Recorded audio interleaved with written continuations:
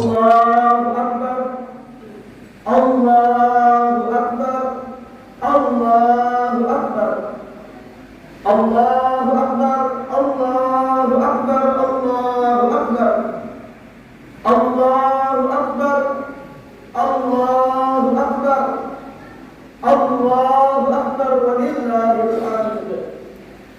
Alhamdulillahilladzi ja'ala fi layali dahrihi wa ayyamihi madada wa afadana bi tawfiqihi adaban wa arsyada. Asyhadu an la ilaha illallah wahdahu la syarika lah wa asyhadu anna sayyidana Muhammadan abduhu wa rasuluhu la nabiyya ba'da. Allahumma salli wa sallim ala sayyidina wa maulana Muhammadin ma tasalatil uyun bin nadar wa tazakhrafatil ardu bil matar wa hajjun wa'tamar wa labba wa khalaqa wa nahar wa tafa bil baitil atiq wa qabbala al-hajar wa ala alihi wa sahbihi wa sallim tasliman katsiran daiman wa sarmada. Amma ba'du, fa ya ibadallah, fa inni usikum wa nafsi bi taqwallah. Man ittaqallaha aisha qawiyya wa sara fi biladillahi amina wa man dayya'a tajwa wa ahmala amraha tarashshafu fil urba qulubun nadamati. Faqala rabbukum jalla jalaluhu wa ta'ala aghlabuhu. A'udzu billahi minasy syaithanir rajim. Ya ayyuhalladzina amanu taqullaha haqqa tuqatih wa la tamutunna illa wa antum muslimun. Shadaqallahul azim. Umat Islam hadirin sidang salat Idul Adha yang mudah-mudahan kita semua mendapatkan curahan dan rahmat, kasih sayang serta keberkahan dari Allah Subhanahu wa taala. Jikalau pagi hari ini kita berkumpul menunaikan salah satu syiar Islam yang agung, merasakan cahaya iman yang menyinari diri kita, merasakan hangatnya persaudaraan sesama kaum muslimin, tentunya kenikmatan yang ada pada diri kita sekarang ini merupakan buah dari cinta yang dibuktikan dengan pengorbanan oleh salah seorang hamba pilihan yang namanya tidak kurang dari 60 kali diabadikan oleh Allah Subhanahu wa taala di berbagai kesempatan di dalam Al-Qur'an. Kecintaan beliau tidak hanya membahagiakan diri pribadi, tetapi dapat dirasakan oleh seluruh pribadi muslim.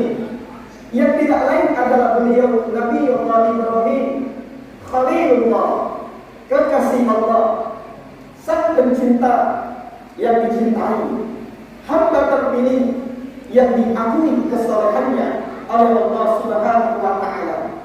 Sebagaimana di dalam Al-Qur'an Allah Subhanahu wa taala berfirman, A'udzu billahi minasy syaithanir rajim.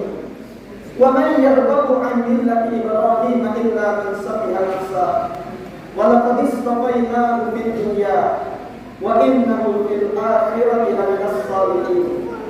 Dan tidak ada yang membenci ajaran Ibrahim terkecuali mereka yang memperbodoh diri sendiri. Sungguh kami telah memilihnya di dunia, dan sesungguhnya ia di akhirat adalah termasuk hamba kami yang saleh.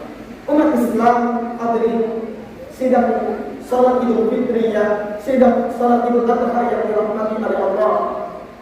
Dalam kesempatan ini kita tidak akan berbicara tentang secara rinci sisi kehidupan beliau yang seolah samudra tak bertepi.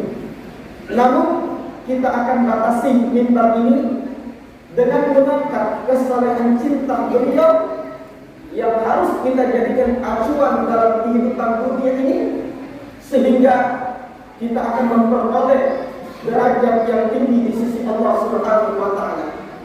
Kesalahan cinta yang steril dari cinta selain Allah.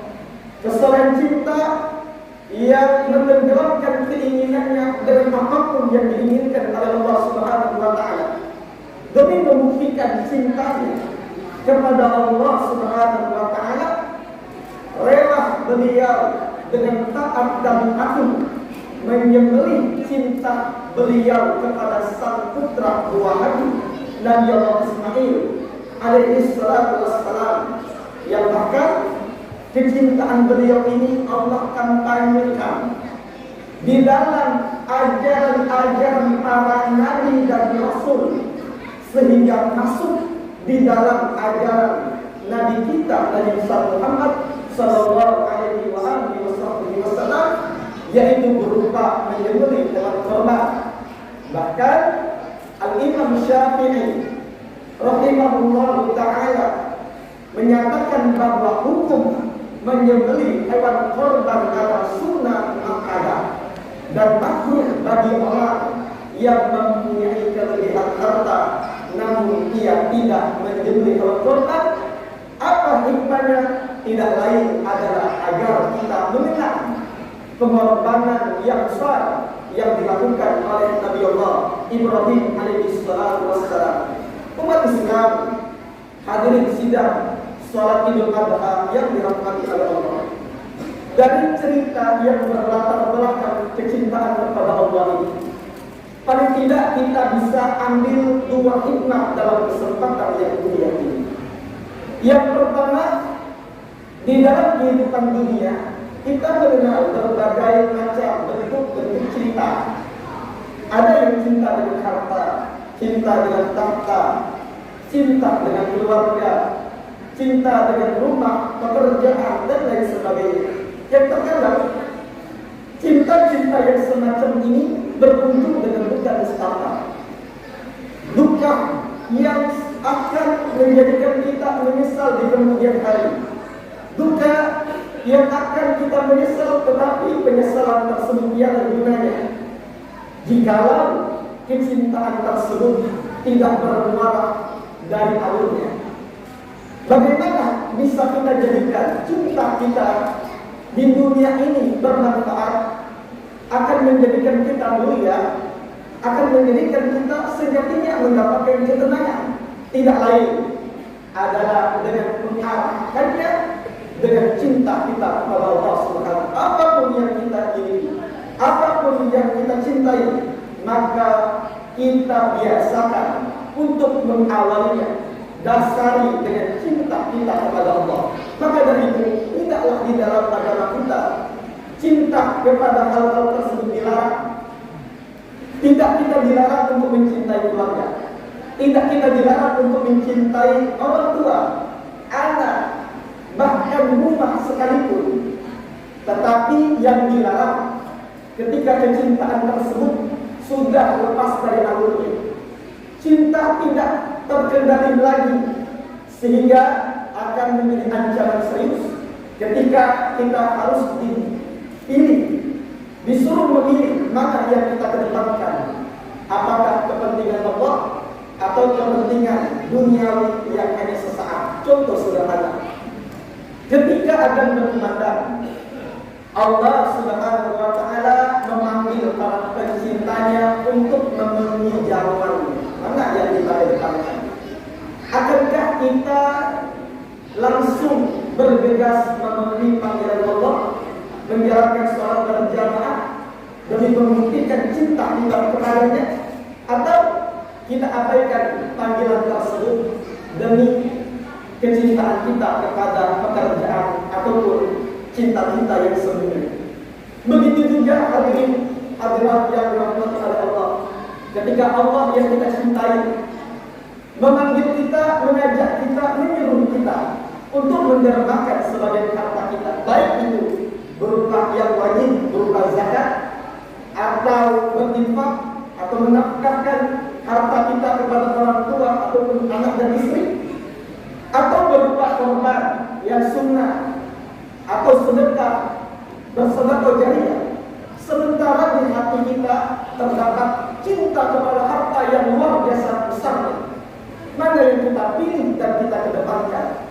Apakah kita merelakan harta kita untuk Allah Subhanahu wa Ta'ala yang kita cintai demi membuktikan cinta kita kepadanya?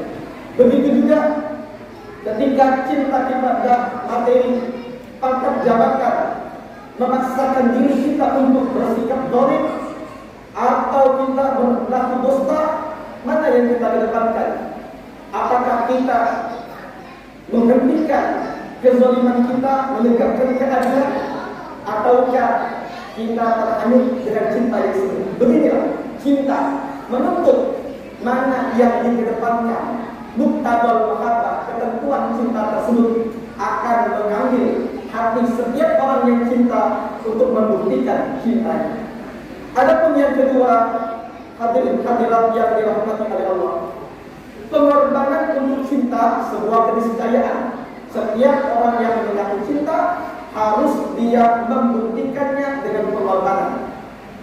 Dan sejarah telah mencatat bagaimana Nabi Allah Ibrahim alaihissalam yang beliau lama tidak mempunyai keturunan, kemudian ketika diberikan buah hati, diperintahkan untuk meletakkan Nabi Ismail dan ibunya Siti Hajar di kota Mekah, yang kemudian diperintahkan dia untuk bertempat di kota Syam.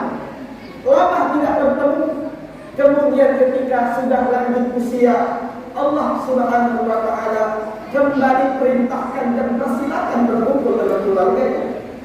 Ketika baru berkumpul, ia berkata kepada anaknya, apa yang dia katakan? Sebagaimana Allah firmankan di dalam Al-Quran, falamma balagha ma'ahu as-sa'ya qala ya bunayya inni ara fil manam anni adbahuka fanzur madza ta'am. Wahai anakku, aku ini melihat di dalam mimpi bahwa aku diperintahkan untuk menyembelihmu, maka pikirkanlah apa yang engkau pendapatkan. Maka Nabi Ismail alaihissalam berkata, ya abati al-nabuna, kerjakan wahai ayahku apa yang diperintahkan kepadamu. Satajiduni insyaallah minas sabirin, niscaya engkau akan mendapatiku sebagai orang bersabar. Apa yang diperintahkan oleh Allah kepada Nabi Ibrahim berupa menyembelih sang buah hati anak tercinta yang selama ini beliau impikan. Tetapi apakah beliau kalah dengan cinta dan anak? Apakah kecintaan kepada Allah yang dimiliki di tertanam dalam hati beliau kalah dengan sang buah hati? Tidak. Beliau tetap patuh, taat, apapun itu resikonya, demi membuktikan cintanya kepada Allah, demi membuktikan ketulusan hatinya kepada sang pencipta, bahkan untuk menyembelih sang anak pun beliau kerjakan. Maka beginilah wahai hadirin hadirat, jikalau benar-benar seorang hamba cinta kepada Allah, dan tidak hal ini diperintahkan kepada kita sampai menyembelih anak, tetapi Allah Subhanahu wa Ta'ala syariatkan di dalam agama kita hanya menyembelih hewan kurban yang kita beli dari sebagian rezeki yang Allah Subhanahu wa Ta'ala berikan kepada kita. Dan ini mengundang pertanyaan kepada diri kita masing-masing yang mengaku cinta kepada Allah, yang mengaku menghambakan diri kepadanya, harus membuktikan cinta kita kepada Allah. Dan sejarah tercatat dengan tinta emas, perjuangan pengorbanan beliau diikuti oleh para nabi, para rasul, para sahabat, tabi'in, tabi'in. Bahkan tergores dengan tinta emas seluruh kehidupan Nabi kita, Nabi besar Muhammad SAW, adalah semuanya pembuktian pengorbanan terhadap cinta beliau kepada Allah. 23 tahun setelah beliau diutus, bukan hanya beliau mengorbankan dengan harta, bukan hanya dengan keluarga, bahkan nyawa beliau pun beliau korbankan untuk agamanya Allah Subhanahu wa Ta'ala, sebagai pembuktian cinta beliau kepada Allah. Dan salah satunya juga seorang sahabat yang bernama Zaid bin Dathiyah. Ini beliau adalah sahabat yang tertawan oleh kaum kafir Quraisy. Dan saat tiba waktunya beliau akan dieksekusi mati, maka beliau ditanya oleh Abu Sufyan yang saat itu belum lagi masuk Islam, apa tawaran daripada Abu Sufyan? Wahai Zaid, apakah engkau mau kami tawarkan? Engkau kembali ke tengah-tengah keluarga.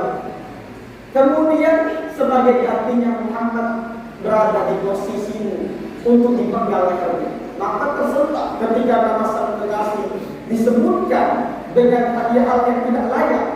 Maka beliau berkata, demi Allah, jangankan Nabi Muhammad menggantikan posisi andai ia terkena duri pun, aku tidak akan rela. Sayyidina Zaid rela mati berkarat-karat demi membuktikan cintanya kepada Allah dan Rasul. Dan pertanyaan bagi kita, bagaimana dengan pembuktian cinta kita kepada Allah? Bagaimana perbuatan-perbuatan yang sudah kita lakukan sebagai bukti cinta kepada Allah? Yang semakin kita terjebak dengan cinta-cinta yang semu untuk bisa membuktikan pengorbanan, dan kita seringkali terhanyut dengan kecintaan dengan hawa nafsu, maka sudah berlalu di waktu yang kita lalui ini 40 tahun, ada yang 50 tahun, ada yang 60 tahun. Jikalau kita begini saja hidup di dunia ini, maka sampai kapan? Tidakkah nanti kita menyesal saat ajal datang, malaikat maut datang menjemput, memisahkan kita dari keluarga, dari harta, dari jabatan, dari tempat tinggal, bahkan dari masa sekalipun. Kelak ketika ajal datang kepada kita, tidak ada lagi rasa manisnya makanan yang mampu kita cicip dengan lidah, terkecuali pahitnya tanah yang disebarkan di mulut kita. Tidak ada lagi pakaian seluruh sutra yang membalut tubuh kita, terkecuali baju kematian tanpa kain kafan.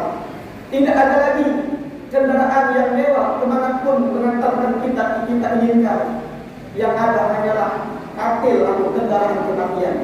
Tidak ada lagi tempat rumah yang kita bisa melepas lelah dan dahaga, terkecuali rumah kematian atau kuburan. Saat itu mereka yang selalu tenggelam dengan hawa nafsunya akan menyesal, dan penyesalan mereka tiada guna. Maka mereka yang selama di dunia orang-orang mengutamakan kepentingan Allah, selalu bergegas ketika ada berkenan, selalu terpaku ketika diminta untuk menginfakkan, mereka yang satu-satunya yang akan menikmati saat alam pertama di dalam umurnya, mendapatkan jamuan dari Allah Subhanahu wa taala sambil menggapai, menunggu datangnya hari kiamat untuk menjemput kemuliaan derajat yang tinggi di sisi Allah yang sudah dipersiapkan kepadanya. Maka hadirin hadirat, melalui hari raya Idul Adha ini, mari kita mengintrospeksi diri kita sampai sejauh ini, sejauh mana pengorbanan kita untuk agama, pengorbanan kita untuk membuktikan cinta kita kepada Allah. Maka mudah-mudahan sebelum datang ajal kita, benar-benar Allah tanamkan di dalam diri kita rasa cinta yang kita bisa buktikan dengan pengorbanan, yang minimalnya kita benar-benar secara totalitas melaksanakan apa yang diperintahkan kepada kita dan menjauhi apa yang dilarang. Mudah-mudahan Allah sebagaimana mengumpulkan kita dengan seluruh keluarga kita yang kita cintai, sahabat kerabat di dunia ini, kembali Allah mengumpulkan di negeri akhirat di dalam surga Allah Subhanahu wa taala. Amin ya rabbal alamin. Inna ahsanal kalam kalamullah min barakil alam. فإذا قرئ القرآن فاستمعوا له وأنصتوا لعلكم ترحمون. أعوذ بالله من الشيطان الرجيم. بسم الله الرحمن الرحيم. والعصر إن الإنسان لفي خسر إلا الذين آمنوا وعملوا الصالحات وتواصوا بالحق وتواصوا بالصبر. بارك الله لي ولكم في القرآن العظيم ونفعني وإياكم بما فيه من الآيات والذكر الحكيم وتقبل مني ومنكم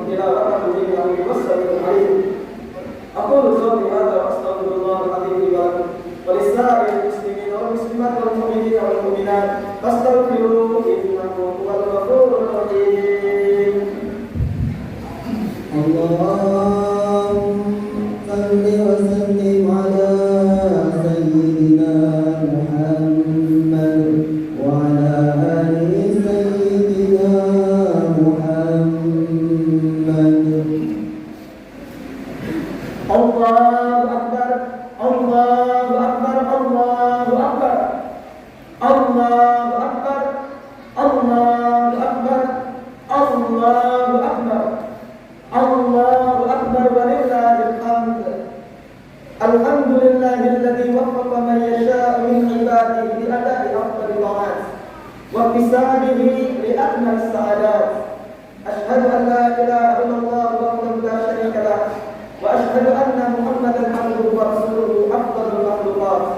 اللهم صل وسلم على سيدنا ومولانا محمد وآله وصحبه ما دامت الأرض والسماوات.